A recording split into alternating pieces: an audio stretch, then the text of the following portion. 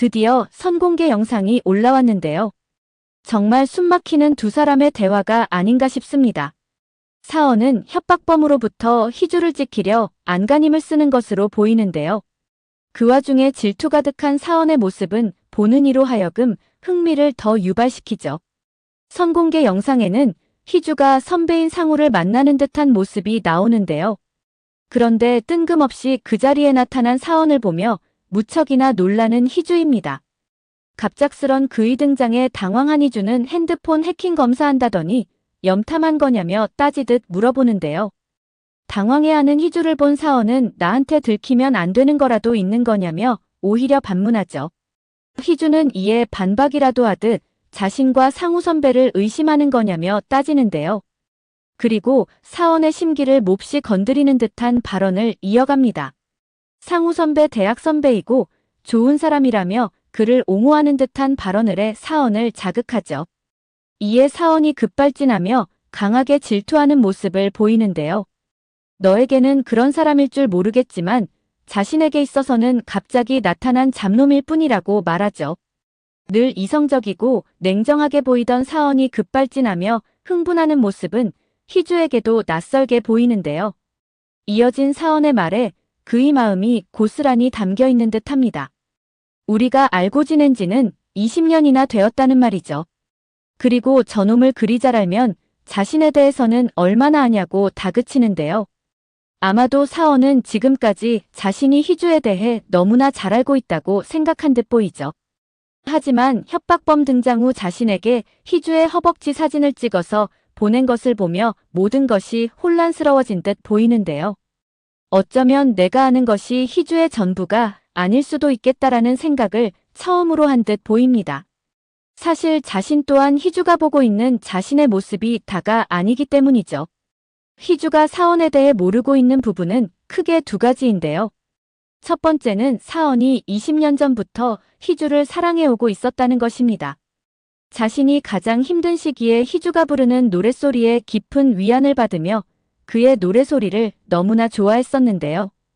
이후 희주가 교통사고를 당하며 목소리를 잃어버리자 그 누구보다도 속상해했던 사원이죠.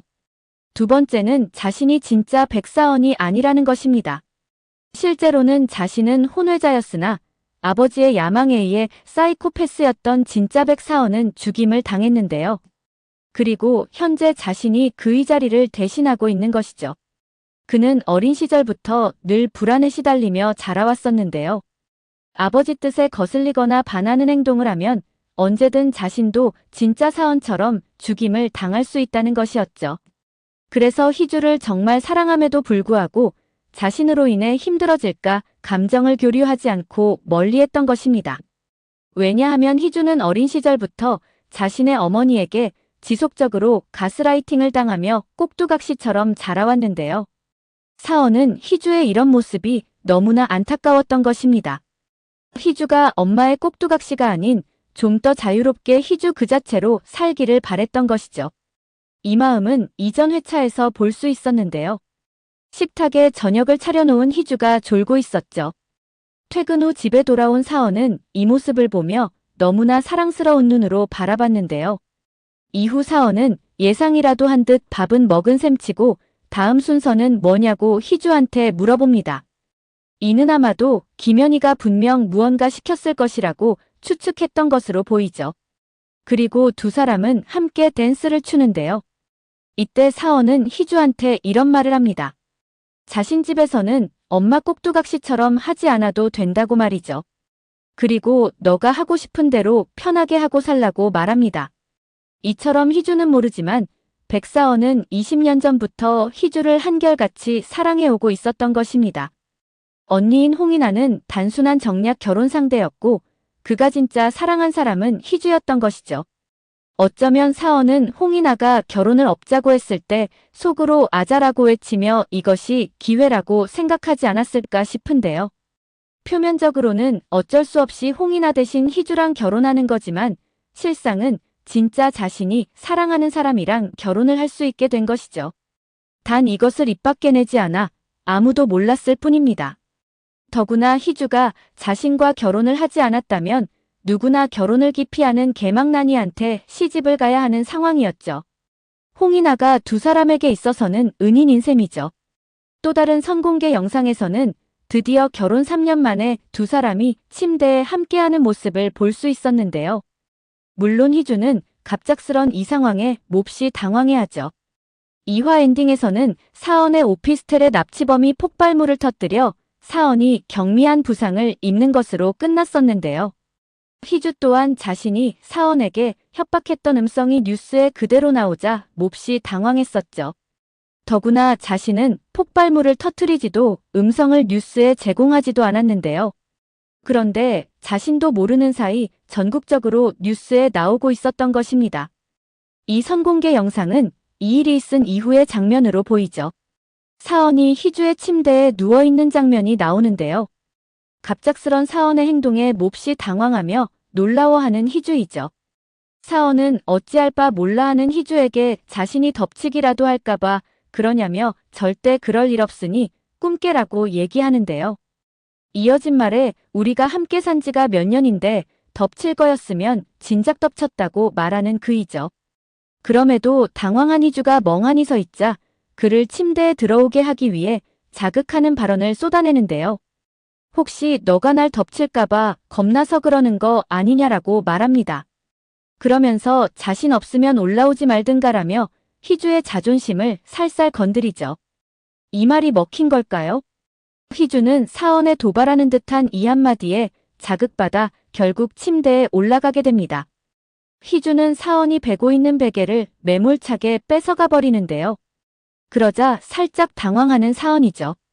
이후 사언이 침실 조명을 꺼버리자 분위기는 한껏 더 달달해 보입니다.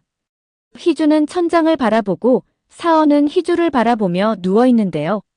하지만 3년 만에 처음으로 함께 누운 침실이라 그런지 희주는 어색한지 살짝 돌아 누워버리죠. 그러나 이내 들려오는 사언의 중저음 동굴 목소리인데요. 옆 사람한테 무슨 매너냐며 등 돌리지 말라고 말을 하죠. 그런데 참 말도 잘 듣는 희주입니다.